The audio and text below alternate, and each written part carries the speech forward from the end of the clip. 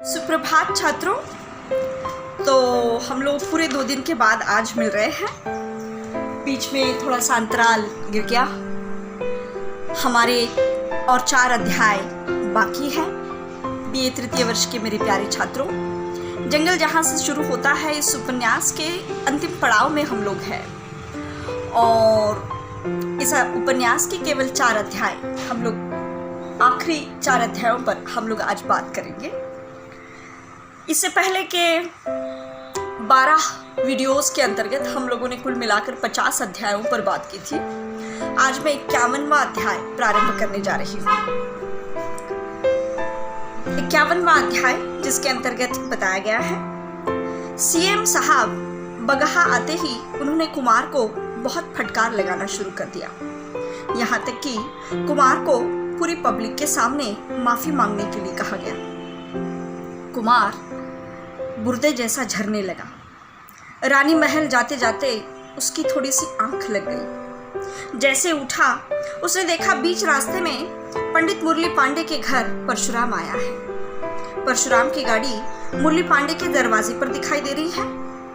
कुमार ने ड्राइवर शमशुल खां को जीप जरा आगे जाकर छुपाने लायक जगह पर रोकने के लिए कहा। कुमार जवानों से कहते हुए यह कहने लगा कि बिना मेरे ऑर्डर के फायरिंग मत करना, और वे चोरों की तरह मुरली पांडे के घर की दीवार से सटकर खड़े हो गए।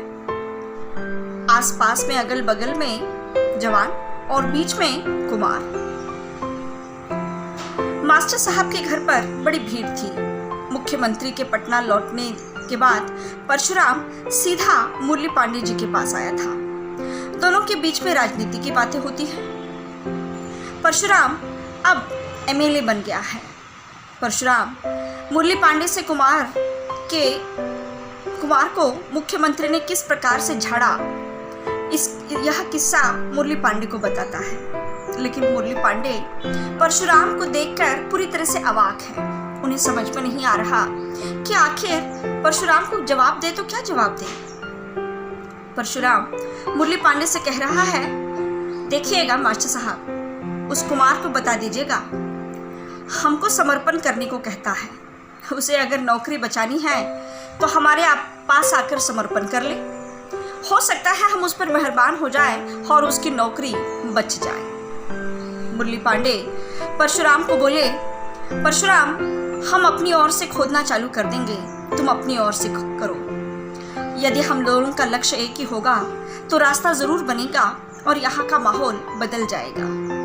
परशुराम के जाते ही मुरली पांडे बस एक तक उसे देखते रह गए। यहाँ पर 51वां अध्याय समाप्त होता है। 52वां अध्याय मैं तुरंत प्रारंभ करने जा रही हूँ। इस अध्याय में परशुराम की पार्टी चुनाव में जीत गई है, और अगर परेमा की पार्टी जीती तो परशुराम मारा जाता, और अगर परशुराम की पार्टी अब परशुराम एमएलए बन गया है सो परेमा का तो मरना तय ही था। अब नया मिशन नया अभियान। लेकिन इस नए अभियान को लेकर कुमार कुछ खास उत्साह से भरा हुआ नहीं है, जैसे कि वो पहले इससे पूर्व के कई अभियानों में उसने अपना उत्साह बताया था। क्योंकि बरपर भ्रष्ट इस राजनीति का तो वह केवल एक मोहरा बनकर रह गया है। और फिर गांव में जाकर सब जानकारी ली तो पता चला आजकल परेमा सुइया नाम की किसी औरत के पास रहता है। कुमार को शक हो गया, कहीं ये सुइया मलारी तो नहीं। उसने मलारी को खूब ढूंढने की कोशिश की, लेकिन मलारी का कोई अता पता नहीं। सुना है किसी क्रशर पर काम करती है। पता चलते ही वह वहां पर चला गया। 2 दिन बाद जायसवाल जी ने परेमा का एनकाउंटर किया है, यह बात कुमार को पता चलती है। कुमार दौड़कर नदी के किनारे आकर देखता है, और देखता है तो एक लाश वहां पर जल रही है, और जायसवाल जी को छोटी मोटी खरोंचें आई है और वे जमीन पर बैठे हैं। एक खतरनाक अपराधी परेमा, जिसका मारा जाना तो तय ही था। लेकिन सरकार चाहती तो इसे तभी मार सकती थी, लेकिन सरकार ने तब नहीं चाहा। सरकार ने तो तब चाहा जब परिमा उनका प्रतिद्वंदी बन गया। कुमार उस जलती हुई लाश को देखता रहा, ऐसे जैसे कुछ खोजने की कोशिश कर रहा हो। यहाँ पर 52वां अध्याय समाप्त होता है। 53वां अध्याय मैं तुरंत प्रारंभ करने जा रही हूँ। दूसरे दिन कुमार बुखार से तड़प रहा था। उसे समझ में नहीं आ रहा था कि आखिर जोगी करे तो क्या करे। जोगी को मार देना तो कुमार के बाएं हाथ का खेल था, लेकिन तभी खबर आई कि पांडे को राष्ट्रपति पुरस्कार दिया जाने वाला है। कुमार हंसने लगा मनी मन में। वाह रे लोकतंत्र, ऑपरेशन के नाम पर हिरणों का शिकार करने वाला राष्ट्रपति पुरस्कार प्राप्त मेडल मिल रहा है उसको। फर्जी एनकाउंटर में 50 हत्याएं करने वाले पांडे, लंपट औरतबाज पांडे, और आज राष्ट्रपति पुरस्कार से नवाजे जा रहे हैं। डकैती, अपहरण, चोरी, बलात्कार, फिरौती, हत्याएं करने वाला परशुराम एमएलए बन गया है। वाह रे लोकतंत्र। झूठ, दगा, फरेब, औरतों की चोरी, बलात्कार जैसा अपराध करने वाला जोगी जिंदा है। गौ आदमी विश्राम मारा गया। बेचारी मजबूरी में हथियार छिपाने वाली मलारी दर दर भटक रही है। मकदमपुरा से गोरखपुर, गोरखपुर से पडरौना, पडरौना से गोपालगंज, गोपालगंज से बेतिया, न जाने कहां कहां। कुमार का दिमाग सन्न होने लगा। काली का ख्याल उसके मन में आया। कितना सीधा साधा और भोला लड़का था काली। आज हाथों में बंदूक आ गई है उसके। वाह रे लोकतंत्र। उसके कानों में कई सारी आवाजें गूंजने लगती हैं। क्या इसी आदमी का जन्म पाने के लिए तरसते हैं देवी और देवता? क्या मजबूरी होगी ना इंसान की कि वह इतना रसखलित हो जाता है? देश के कल्याणकारी अवधारणा के बाहर जाते हैं जोगी जैसे लोग। बेतिया में एक मिथक जो बताया गया, उस मिथक की याद आने लगती है कुमार को, कि जैसे रत्नाकर नाम का एक डाकू था, हर आने जाने वाले को लूटता था, पीटता था, मारता था, हत्याएं करता था, और अचानक उसने एक दिन नारद मुनि को कैद करके लिया। लेकिन नारद मुनि ने रत्नाकर के मन में एक प्रश्न डाल दिया, ये पाप तुम किस लिए कर रहे हो? अपने परिवार वालों के लिए? और अगर तुम परिवार वालों के लिए कर रहे हो तो तुम उन्हें अपने पाप का भागीदारी नहीं बना रहे? कहा जाता है यह प्रश्न रत्नाकर के मन में आते ही रत्नाकर के हाथों से कुल्हाड़ी नीचे गिर गई और मरा जपते जपते रत्नाकर राम राम जपने लगा और उसने रामायण रच डाली। कुमार सोचने लगा, बेतिया का हर रत्नाकर का प्रत्यावर्तन वाल्मीकि के रूप में नहीं हो सकता। एक और विश्राम, काली, फैंकन, मलारी है। एक और परशुराम, पांडे, मंत्री दुबे जैसे लोग। और फिर एक को सजा और दूसरे को सम्मान क्यों?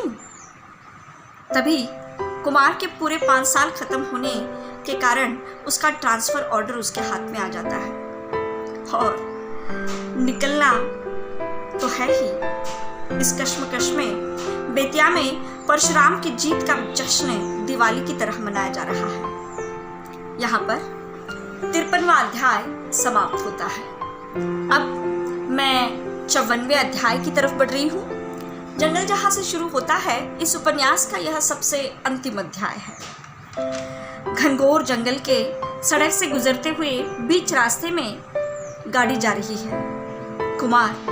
कुमार हमेशा के लिए बेतिया से निकल रहा है और बीच रास्ते में कौन खड़ा है ये? काली। अचानक कुमार की जीप रुक जाती है। काली धीरे से आगे बढ़ता है और पूछता है, खां साहब वापस जा रहे हैं? खां साहब करी डकैतन का सफाया, आप ही कठपुतली बनकर रह गई। जितना ढील देई उतना ही नचाई बा, ओतन ही करवट ओतन ही आंख मटकाई बा। काली ने कहा, आपकी अमानत है हमारे पास, ओके तो लेके जाए। हमसे ज्यादा जरूरत तो आपको है। काली ने उसके पास से 2 पुस्तकें निकाली, विवेकानंद की दिमाग को कैसे नियंत्रित रखें और राहुल सांकृत्यायन की भागो नहीं दुनिया को बदलो। कुमार चुप था, क्या उत्तर देता, ऐसे जैसे काली बोल रहा हो कि हमारा भाई, हमारा भौजी, हमारी भतीजी, हमारी बहन, हमारी गाय, हमारी भैंस, हमारे खेत सब कुछ लौटा कर जाओ। लेकिन काली ने उसे वैसे कुछ कहा ही नहीं। काली ने एक 5 साल का बच्चा उसकी गोद में था, गोरा चिट्टा, ऐसे जैसे कोई बौद्ध भिक्षु हो। काली ने उस बच्चे को आगे किया और कहा, ये ले जाइए। कुमार उस बच्चे की ओर देखता रहा। कुमार ने कहा, ये किसका बच्चा है? काली ने कहा, मकदमपुरा वाली का है। मकदमपुरा वाली की आखिरी निशानी है मलारी की। कुमार, ओह, उसके मन में जैसे एक कराह सी उठती है। वो परेमा नहीं, मकदमपुरा वाली थी। कुमार चौंक उठता है। क्या क्या? जायसवाल ने जिस लाश को जलाया वो परेमा की लाश नहीं थी, वो मकदमपुरा वाली की लाश थी। कुमार ने उसके मारने, पीटने और उसके दर दर भटकने की कहानी काली ने कुमार को सुनाई। काली ने कहा, रुक काहे गए? हमरा पास रहेगा तो चोर डाकू ही बनेगा, नहीं तो किसी जमींदार का चरवाह या हरवाह आप ही ले जाइए, कम से कम कायदे का आदमी तो बनेगा। कुमार को फिर से मलारी के वो शब्द याद आए। कुमार ने मलारी के घर जब धावा बोला और जब उस पर धौंस जमाते हुए कहा, इस बच्चे को हम ले जा रहे हैं और जब तक इस बच्चे को नहीं बताओगी, तब तक हथियार कहाँ है ये नहीं बताओगी, तब तक इस बच्चे को वापस नहीं लौटाएंगे। और इस प्रकार से वह मलारी कुमार को इन्हीं शब्दों में तो जवाब देती है, ले जाइए साहब, हमारे पास रहेगा तो चोर डाकू ही बनेगा, या तो किसी जमींदार का चारवाह या हरवाह बनेगा। आपके पास रहेगा तो कम से कम कायदे का आदमी तो बनेगा। कुमार उस सुंदर अबोध अनाथ शिशु को देखता रह गया। मलारी की संतान, उसे मलारी के वाक्य याद आते हैं।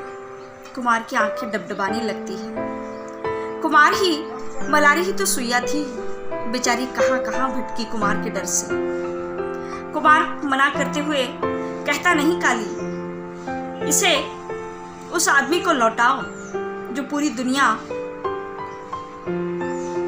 दुनिया को श्रेष्ठ सुंदर बनाने का प्रयत्न कर रहा है। इस मायावी महाप्रलय में जो कुछ श्रेष्ठ है, जो कुछ सुंदर है, उसे बचाने की जिद लेकर बैठा है वो मुरली पांडे।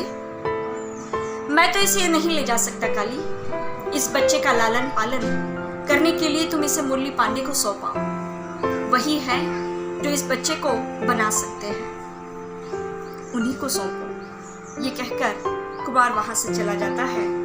काली बस कुमार की जाती हुई जीप को एकटक देखता रहता है।